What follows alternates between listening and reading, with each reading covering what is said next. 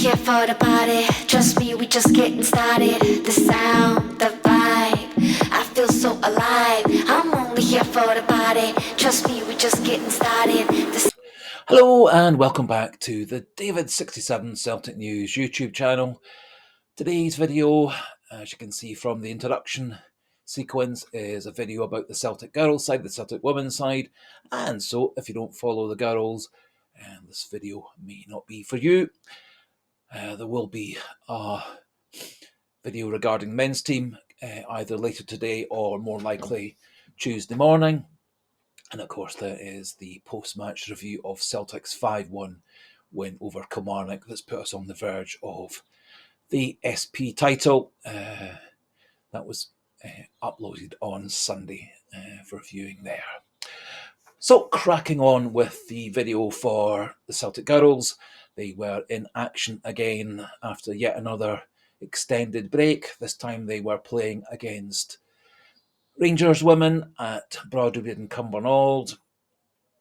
Vital fixture, and certainly was one that Celtic couldn't afford to lose if they were going to keep their faint title hopes alive. In the end, it was a rather niggly, negative, poor quality game, ending 1-1. A couple of very good goals to give the players credit, but an awful lot of challenges, tackles, quite a lot of niggly little fouls, some of which were given by the referees, some of which weren't. Quite a bit of off the ball niggles as well, and as usual, the Rangers head coach Joe Potter moaning and groaning and complaining about referees, assistant referees, etc., rather than ever really taking responsibility for her own players.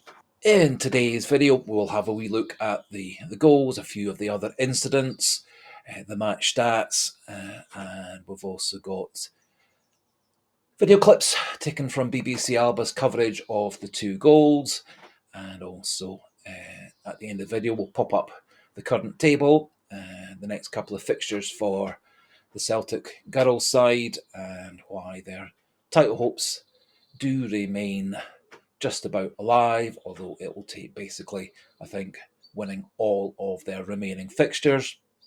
And over that period, as I've said before, I would fully expect that Rangers, Glasgow City, Hibs, Hearts will all be taking points off each other. And so if Celtic did get on a good run of wins over all their remaining rivals, I think Celtic could have faint hopes of retaining the title, but it's going to take a great run of results and other results going in their favour.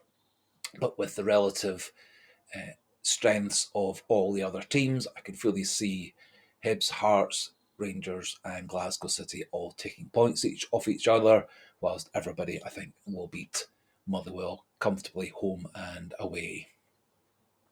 So, cracking on with the game, Celtic lined up in a more conventional 4-2-3-1. Quite like the formation. I think it does use Celtic's current players that bit better. I think Celtic are at their best playing three at the back, but with Caitlin Hayes having gone off to pastures new at the New Year January window, and Chloe Craig being out all season with her nasty knee injury, I think Celtic best are setting up as a 4-2-3-1.